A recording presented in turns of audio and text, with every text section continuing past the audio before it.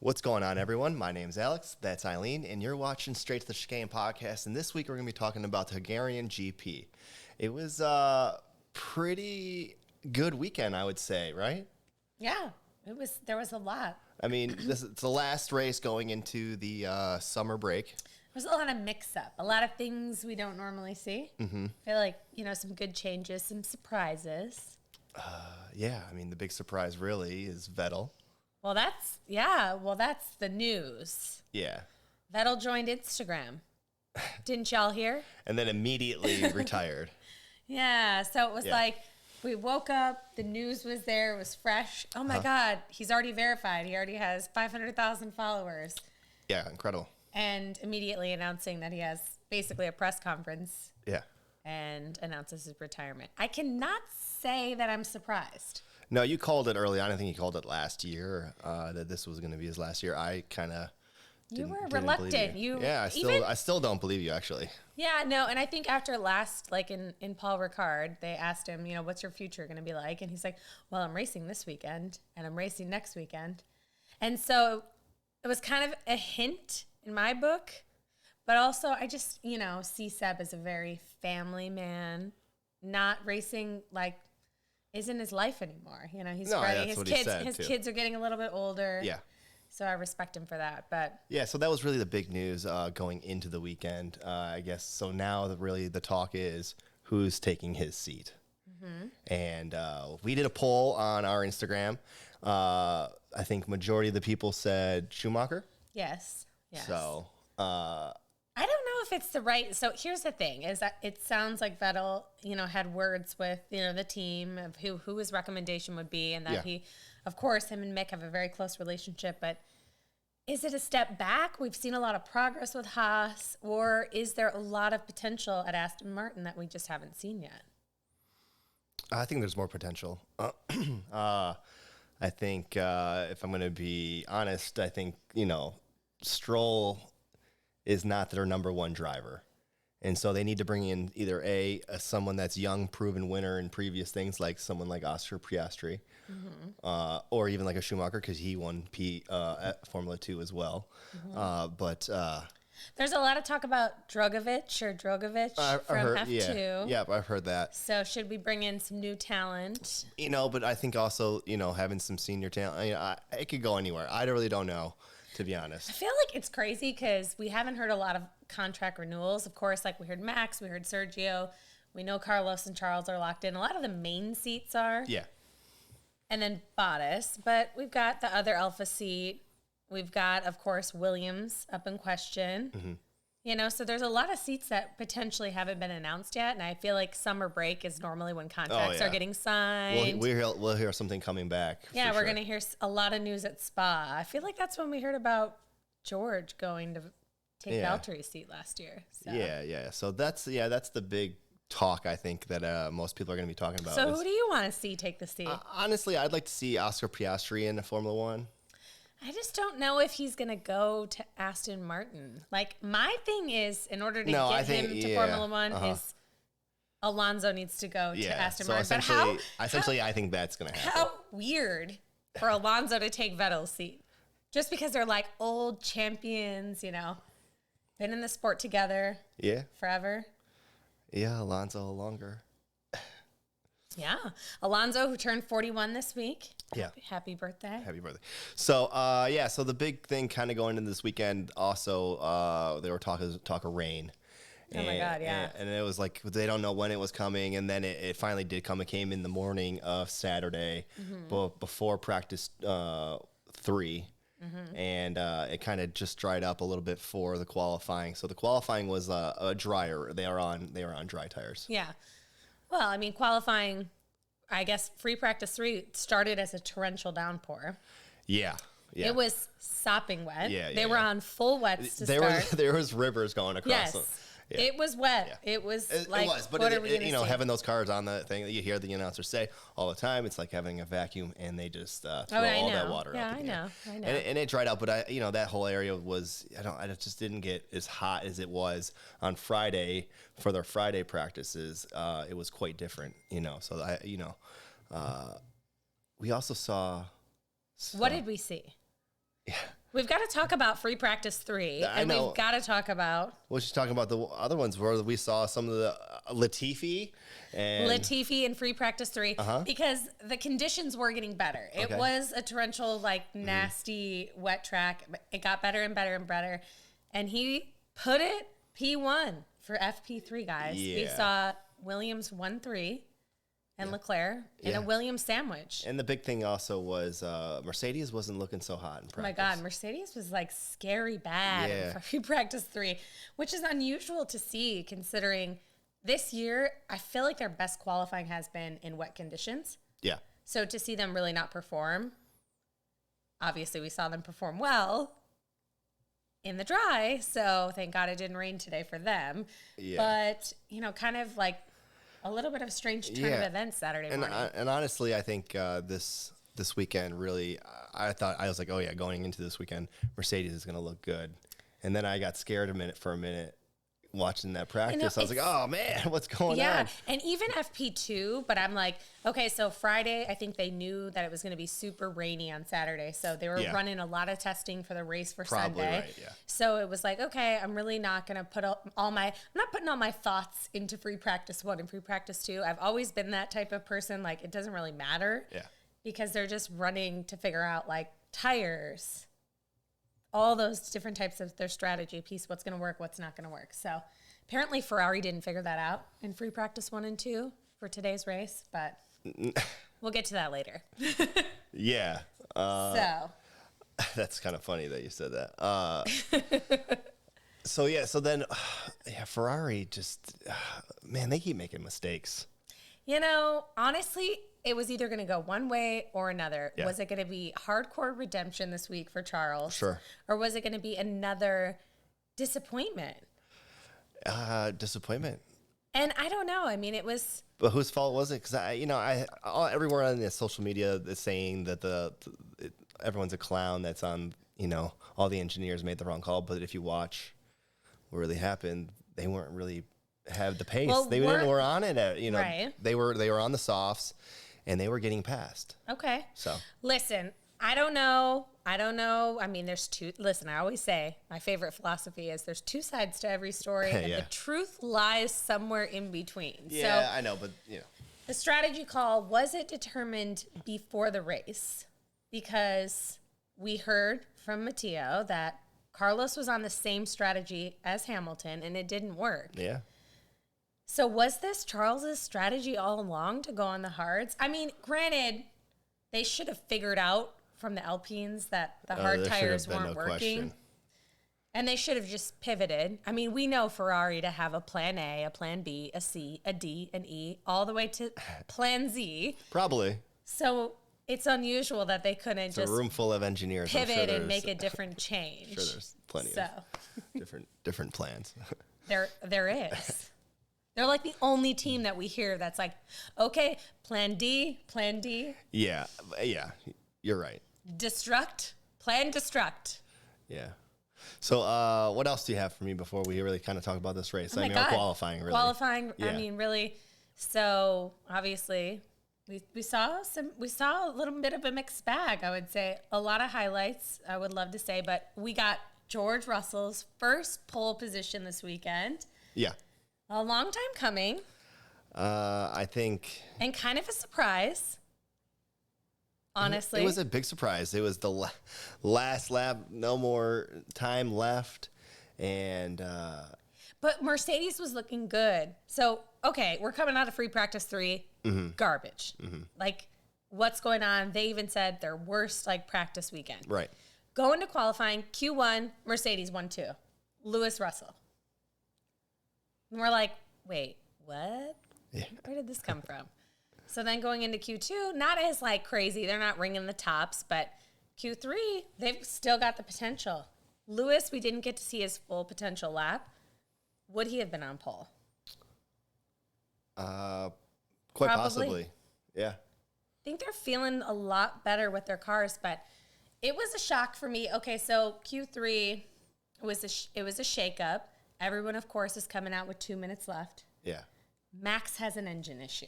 Huge engine issue. And it was probably just not even that. It was his DRS flap wasn't really. No, that was Hamilton's DRS. Yeah, there was a lot of stuff going on. It was like, let's just like he, their cars. He kept complaining about power for sure. Well, he came out and then there they was were a like power fault issue. 22. They're trying to figure it out. He still doesn't have it.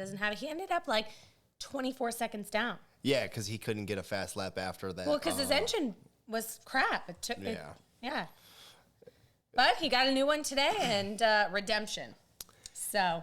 I mean, pretty powerful today, going from 10th place all the way up and winning today. Yeah, absolutely. But it was an interesting qualifying. So we saw obviously both Max and Lewis have issues. So Lewis, who was potentially had the pace to be on pole. We see Russell. We see Lewis not even finish his lap. I'm like, what happened? Why is he in the pits? We didn't realize at the time he was having a DRS issue. Yeah. And then we see the two Ferraris at the front. So we're thinking, okay, we've got Perez, who didn't even make it to Q3. Perez, I'm going to say this. Perez doesn't really perform well in tracks that are either damp, wet, or like slippery. Because this weekend, once that rain came through, it wiped out all the rubber. And it was dry, but the road didn't really warm up enough. Yeah, I think too. And then he had in Q2, he had his lap time get deleted. Yeah. And so then he went out. But it didn't get deleted. It did. Well, it didn't because they fought it and then they reinstated it. So they did the right thing. But then he didn't go faster. He didn't go any faster, and he thought everyone was saying that it was going to be fast enough, and it wasn't. Because he didn't even come back out to even try for the second. Nope. So unusual to see. So we saw the Bulls start 10th and 11th. You go into Sunday with two Ferraris, 2 and 3. Pretty much think, okay, they're going to be capitalizing on these points. Red Bulls, not at the back, but they're obviously midfield. They're going to have a lot to go through on a track that, quote unquote, you can't overtake on. Listen, guys, I feel like they say that at every circuit. They say it at a lot of circuits, and it's fairly true at this one because there's not a whole lot of straights.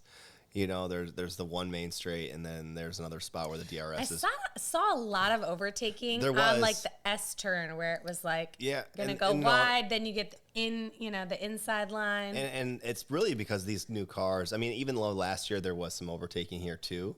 From Lewis from the back to the front. You're right, and you're not wrong. And there was plenty of overtaking this weekend too. Max. I was fairly entertained. Max did a pretty good job. He was also doing a lot of.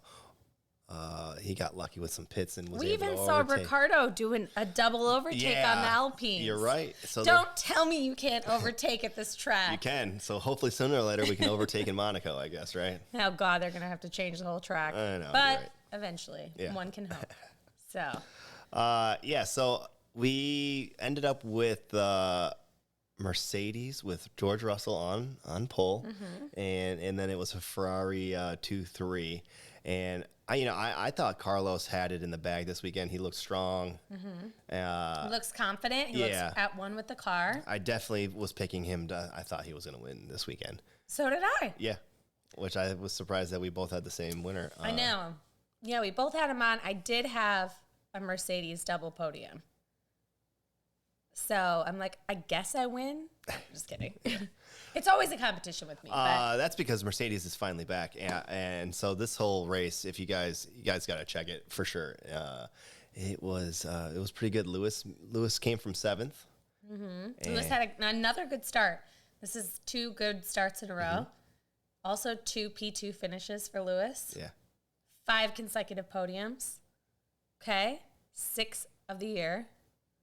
So all the haters out there trying to say he was washed up at the beginning of the season, should have retired. Shh. Mercedes is back, and they still have been really consistent. This is, again, 2 weeks in a row. They are another 2-3 podium setters. It's pretty nice to see. It is, yeah. It's good to see. I think it's good to see that it's starting to get, with the exception of Red Bull running away with the top spot. We're getting a little bit of a P2 in the Drivers' Championship battle. We've got 2 through 5 that are going to be kind of duking it out in the second half of the season. And we've got a 30-point differential from Ferrari to Mercedes now. So, whether or not there's some luck, okay, I get it. We know there's some luck. Mercedes is capitalizing on here, but you've got to make good calls. You've got to be well-rounded. So Yeah, absolutely. I mean, obviously Max with his new engine, definitely powerful, looked really good, was definitely pulling away from almost everybody, really. They lapped, I think he lapped, everybody up to Norris. everybody to Norris. So, I mean. Okay, let's just talk about Max for a second. Sure. We're going to call this episode Spin to Win. Okay. Because who can do a mistake and make it look that good Yeah. and end up winning the race? He's really good at pulling out of spins like that. Oh, my God. And keeping control. This year, we've seen so many, I mean, in the wet, in the dry. He does that a lot. He's done that over the years too. I mean, just really good car control for sure. And he just had passed Leclerc on track, and came around that corner and kind of lost the back end a little bit. And Leclerc passed him again, got back in front of him. But then it took only another lap or so. I think that Max maybe just wanted to have a little battle. He was like, I'm starting to get comfortable. I heard he just needed to really see if Leclerc was okay back there. If he was still in the race. It was still in the race, and he was just checking to see. Yeah. And, I think Max really, he wants the fight. He doesn't want to be like smooth sailing. I'm sure, of course, he loves feeling comfortable in the situation, but he's a racer. He wants to race. So, not that he made the mistake on purpose, but I'm sure he enjoyed the re-overtake immediately right after. Yeah, I mean, honestly, he was really happy. He was probably didn't break anything, and the car was actually fine, and the tires were fine from that mistake. Yeah, it was very smooth. So yeah, all the announcers they're like, "How did that happen?" But we've been seeing a lot of that. We saw the Max in the wet, the Leclerc in the wet, 360. We saw Alonso this weekend with that really great recovery. So yeah, this roads were slick. They were calling about it on the radio. Some of the drivers I know. I heard Norris. I think Lewis even say it was fairly slick out there too during the race. So it's definitely, delicate on the flyer. And we could see. I mean, look how Perez did. What did Perez finish? 5th? And he wasn't really on the pace as the front setters either. He wasn't even on pace anywhere close to Max, his teammate. Same machinery. Yeah. And they both have new engines. Yeah. They both took new engines. Which no one really talked about a whole lot. They mentioned it, but I think I didn't I missed it until you mentioned it to me. I was like, oh, really? Well, it was like I mean, of course, they didn't take penalties for it, so I think that's why it wasn't such a big discussion. But they are now on the cusp, so their next engine is going to be a penalty. So we saw the 2 Red Bulls and then Gasly take one. And, what's up with AlphaTauri? What's up with Gasly? I feel like last episode we kind of touched on it. Even Yuki's even struggling too. I mean, he made a big mistake, and and that's the second time we've seen him immediately put on new tires and spin out. Yeah. Canada. But I'm used to Gasly being that consistent midfielder. And I just feel like it's been a tough first half of the season for him. So he finished out of the points again today. So, I mean, he can come back from this, but it's unusual to see. They're not in competition, and we're used to them being right behind the front runners. Yeah, they're definitely struggling this year, and they should be getting some of the same stuff as their sister team or brother team, however you want to call it, from Red Bull. But I know they're their own entity in their own country, completely different country. Right. So just the same Honda engine, or I should say Red Bull powertrain engine. Red Bull, yes. Okay. So where else? What else? I mean, I think we're everyone is calling it. Are we back to our 2021 podium season? I think we saw. So Max clearly. What are they saying? Nature is healing. Yeah, nature's healing. ESPN F1. Yeah. Nature is healing. Yeah. So Max won clearly without really any issue. He took that last lap pretty easily, and we saw Lewis really play some really good positioning in the cars, made some good moves, made some clean moves on his teammate. Yeah. To get into that second spot, and I mean, we even saw George do pretty well, although the George and Charles battle was pretty good. That was good entertainment. I feel like he did. Charles, kind of had to fight for it. And so kudos for George. I don't know if he outburned his tires a little bit too much because he started on the softs, The Ferraris were on the medium. So, I think that was part of why he was easily overtaken, towards that part before he pit. But still a great race from him. Yeah. So. I think he'll get, this was a good chance for him to get his first win. It was. It was, he didn't have the pace fully. I think Lewis was on he had the pace. I mean, wow. I mean, if there was a few more laps fastest as the weather. Fastest lap. Yeah, at the end there, he was knocking down fastest lap after fastest lap. And if that rain really was coming in, there was a little bit of sprinkling there at the end. I know you saw it on their visors when they came in, but nothing too much. Nothing too much. I mean, yeah, no. But if there was more, maybe it would have been a closer thing. The virtual safety car kind of kept everybody in the same spot. It wasn't. They didn't require a full safety car for that. So that was kind of good to see. So there was no issue on that either. So yeah. So when do we think we're going to see the first Mercedes win? I think we're really close. I think it's either right when we come back from summer break, which is at Spa, right? Hopefully we get a race this year, guys. Yeah, we definitely need a race in Spa. That's one of the best courses that the F1 circuit goes to. You love it, and it seriously still has not been confirmed for next year. Can you believe it? I know, it's crazy. I like the Rouge where it goes up the hill, and it's got. And they changed it this year too. They made it safer, which is probably a much better thing because it's pretty dangerous if you are going flat out and there's like two cars next to each other. It's dangerous for sure. Right. They've done a lot to that track, so it would surprise me if it didn't. It's just, elevation changes. It's really on the side of a mountain type deal. Right. That's why they get all that climate. Like sometimes it's a cloud that's over top of them. And that's why. Let's just everybody calm down with the rain dances this year. I don't think we need a rain dance for Spa this year. No rain dances for Spa. No. We can't do it again. Flashbacks to 4 hours of watching TV of just rain. Yeah, so let me after Max's win today, do you think he pulled away? He's got the win. He's got the whole championship. I thought he had it last race. So this confirmed it then? For me, yeah. I mean, he's came strong. I think there's still I think there still might be some issues with some penalties. Possibly. And some stuff that might come up, maybe even some salary cap or whatever issues too. Well, they raised the salary cap, so I don't know if we'll have that issue. Maybe not. Maybe you're right. I think they'll be strategic. It's going to be close though. I think for me, he was 63 points ahead last after Paul Ricard. He's 80 points ahead now. After this race, yes. After this race. I think we're going to be seeing the championship decided like we saw in 2020, early, like we've seen in a lot of previous years. Yeah. It's not going down to Abu Dhabi like last year, guys. I don't think so either. I think we're pretty much at a point where, unfortunately, at the midway point. I mean, we're a little past midway, but we're at the summer break, and you can almost say for sure he could come in second or third for the next. I think that he has to be really careful with COVID.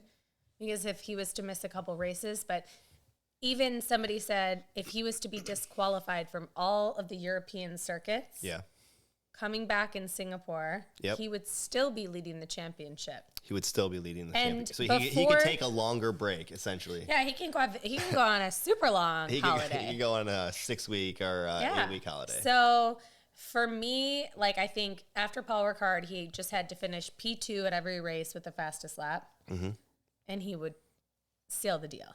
And I just think he's just way too consistent. We do not see a whole lot of mistakes from Max. No. And when you do, he kind of pulls out of it miraculously. And Simply lovely. So I think it's a done deal. I'm going to go ahead and agree with that. Okay, we're shaking on it. Yeah, great. Yep, I think we can say that now. How are we feeling about the constructors? Are you predicting that Red Bull's gone or...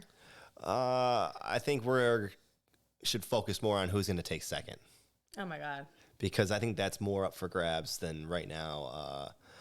I agree. Than the first place. I think Red Bull has it this year. Unless Sergio really struggles, I don't see that happening either. I see Sergio's really good in the dry. You get him on a really dry track, he can throw down, and he's up there in the top, which we have a lot of. And I mean, he finished 5th, so I can't say he did bad, even though his own Red Bull people are kind of Giving him a hard time. yeah. I don't know if that's motivating or not. That's not how I would do it. Well, I mean that's their thing. Yeah. But I think I'm saying it now, and I feel like I've said it before. I think my earliest prediction was that Mercedes was going to win the constructors, but not anymore. But yeah, I think they're going to probably take over. I think Ferrari. for sure they're going to be P2. I think Ferrari's got to do something. I definitely don't think it was just the walls fault this weekend. I do think it has been previous, and I also think it's also been drivers previous. I think it was too. a combination. And I think today it was a combination of both. Yeah, and I think that the momentum is in Mercedes' hands right now. For sure. I mean, they've outscored Ferrari consecutively for the last 7-8 races. Yeah. And Charles has only been on the podium once in the last, I think it's 7 races, which was his win in Austria. Yeah. He's had 3 DNFs. Yeah, they gotta come. They need to come out of this summer break mentally stronger. They need to get and more of a team. They need to get united. They need to get together, have a family dinner in Italy. Let's cook some pasta. Yes. Let's do some things. If not, we'll cook some pasta here. Yeah, come on, guys! Like, get it together. We want to see a great competition, a great battle. So it's tough. It's starting to be one of those years where it's like the Ferrari downfall. Yeah, it's too bad. They started off really strong, but I said it last week. I'm like, there's going to be so many continued problems with their engine and just their reliability. So we saw another issue this weekend. Bottas retired from the race. You did call it last week, too, that there was going to be another Ferrari engine issue. You called the wrong team. I did. I didn't know Haas was going to bring their white Ferrari. Well, you're right. Haas did upgrade their layout of their side pods, of the way they do their the radiators on both sides of the cockpit, and they looks really like it looks like a Ferrari, which you should expect. You should expect that, well, considering their sister teams as their engine. Not only that, you're going to start seeing all the teams that are not the front runners start mimicking what the front runners are doing, and so what we're seeing is cars that kind of look like Red Bulls. So we, and then we're now seeing cars that are more looking like Ferraris too. Because I thought that Ferrari car looked very beautiful, looked sleek. It looked fast, standing still. It looked like to me one of those stingray fishes, and it just had that sleek look that just looked like it would really cut through the air. And it has. Yeah. So it's not as reliable. Mm-hmm. So it concerns me for the back half of the season. And I'll tell you whatever Red Bull did to fix their stuff, they have been smooth sailing. Yeah, we'll see. I think they're going to be up against it with some penalties here for sure coming up, and they're not the only team. There's definitely going to be other teams. Mercedes and Red Bull are now at the same. Like, they're both on the cusp. Their next engine is going to be a penalty. Yeah. So they'll definitely be that at some point, because they ain't gonna. Yeah. They might be able to cycle back an engine. Just depends sure, if they have the ones that are in the pool. All the parts. Yeah. So who do you think's going to end P2 in the drivers?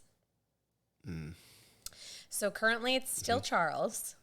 Okay. I like nothing. Tell me, it's Charles. Who else? It's Charles, then Perez. Okay. And then it's Russell. Okay. And then it's Sainz. So Russell moved up to P4 this weekend. Okay. And then it's Lewis.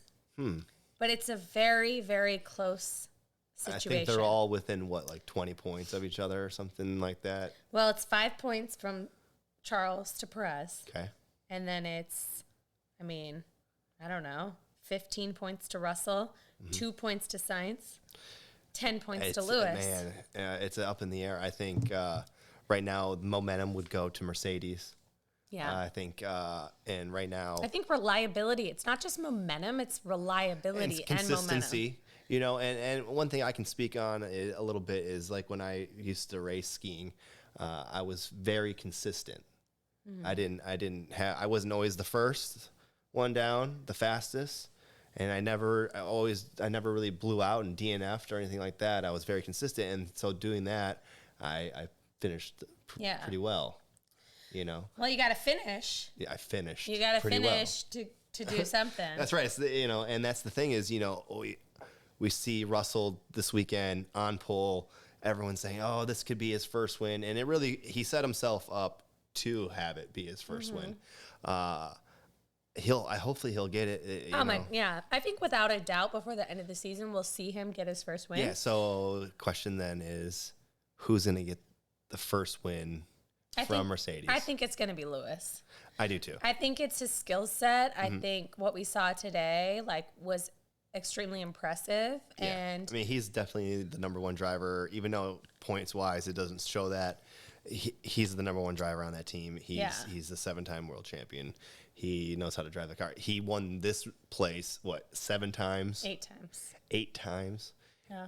And he was not too far off from possibly winning it again, considering he didn't qualify as great as well as he could have. I'm ready to see some Max and Lewis battles again. Yeah. I don't want to see the crazy stuff. I think they're going to be more respectful this season, especially because they're not really in in the championship battle. They're not. But so I think maybe for the race win of that particular race, there might be some battling, but I think it'll be much more kosher, polite, gentlemanly, whatever you want to call it. Exactly. So, no, but I would like to see that again. I get a little nostalgia every time that they're racing each other. Yeah. I'm like, oh, wow. Because last season was just so epic. So, I don't know. For me, I feel like personally, the back half of the season is Lewis territory. So, I do feel like we're going to see him really leap the charge towards P2. Yeah. So you're saying? I'm saying Lewis P2 at the end of the year.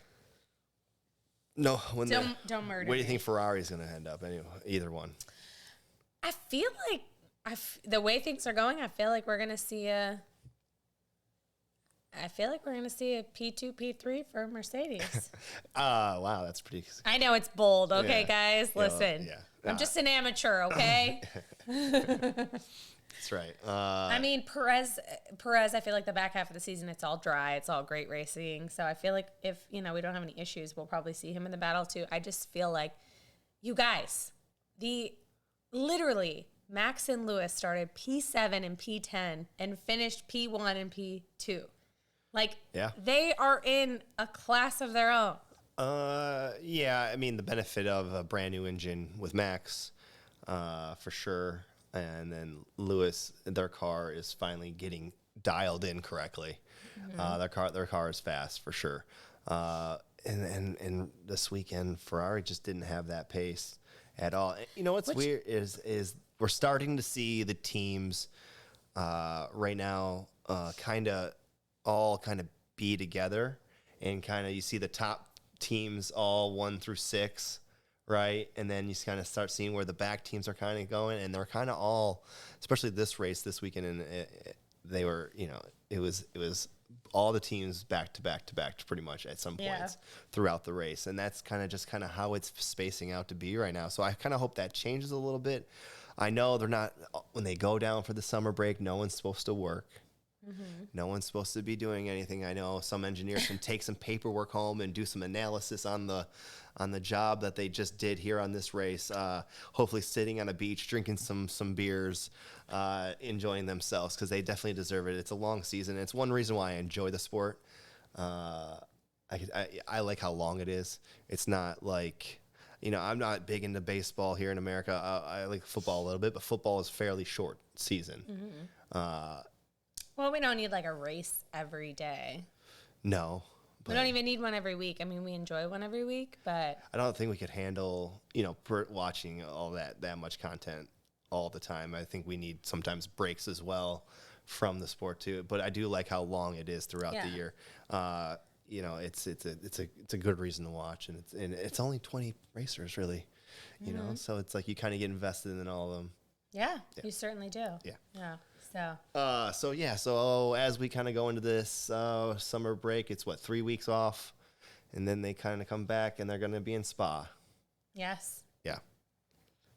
Anything else? No, I mean, I think that's it. I feel like we're at a great standstill for mid-season. It's a little over. It's 60%.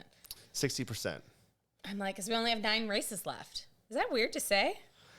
9? It wasn't so long ago, honestly. I was like, man, we're just still early in the season. Now it's like, oh man, it's now I'm like, there's not really a whole lot of time left. No, no. And as we get closer here to the American race here in Austin, that's going to start getting down, but it's coming soon. We're definitely. It's less than 100 days to Austin. It is. So you're right about that. Yes, very excited. All right, so if you guys have made it this far, thank you very much. We appreciate you hanging out with us today on our podcast. We're going to maybe try to do a video or two during the break. We'll see what happens. Maybe some driver notices. I don't know. It's just some engagement. Yeah. Yeah. I'm sure you guys will be looking for stuff to keep you occupied besides watching old races. But if not, enjoy your summer break. Yes. We'll see you definitely Spa. We'll see you in Spa. For sure. No rain dances. No rain dances. So, yeah, that's it for us. We'll see you guys next time. Don't forget to subscribe. Yep. Join the community. See ya. We'll see you.